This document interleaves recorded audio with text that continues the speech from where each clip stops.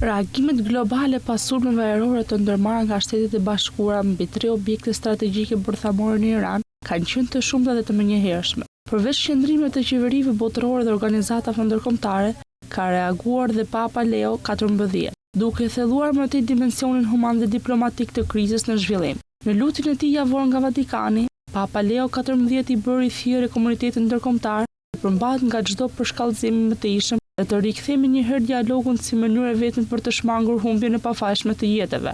Ai tha se në asnjë fitore ushtarak nuk e arsyeton rënimin e paqes dhe dhimbjen e popujve të pafajshëm, duke përmendur situatën e rënduar humanitare në lindjen e mesme. Sekretari i përgjithshëm i Kombeve të Bashkuara Antonio Guterres shpreh shqetësimin e thellë për mundësinë e një konflikti më të gjerë rajonal, ndërsa kërkoi që palët të angazhohen për uljen e tensioneve dhe të rivendosin komunikim përmes kanaleve diplomatike. Ai theksoi se një gabim i vetëm mund të çojë në pasojë katastrofike për gjithë rajonin dhe më gjerë.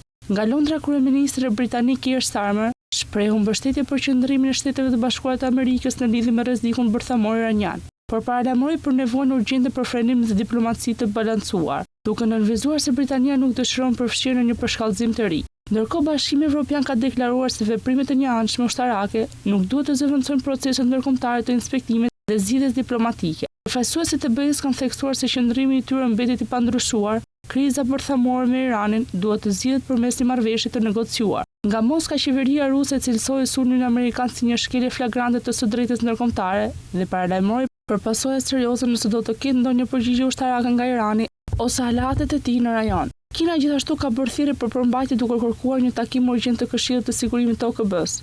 Ndërkohë, Pakistani ka mbajtur një qendrim më të afërt me Iranin, duke cilësuar sulmin si një akt provokues që mund të destabilizojë më tej rajonin dhe ka shprehur mbështetjen për të drejtën e vetëmbrojtjes së Republikës Islamike. Japonia, Italia, Holanda dhe Australia kanë kërkuar gjithashtu që palët të angazhohen për zgjidhje paqësore dhe të shmangen përshkallëzime.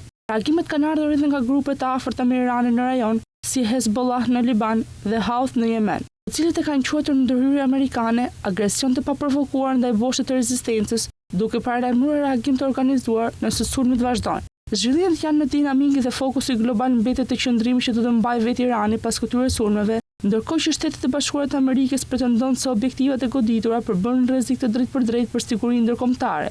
Nëse do të ketë apo jo një përgjigje ushtarake nga ana e Teheranit, mbetet për të parë në orët e ditët në vijim. Të gjithë palët ndërkombëtare ndjekin me shqetësim zhvillimet, teksa rreziku për përfshirjen me të gjë ushtarake mbetet real. Në vijim priten takime urgjente diplomatike në OKB dhe njoftime nga Shtëpia e Bardhë.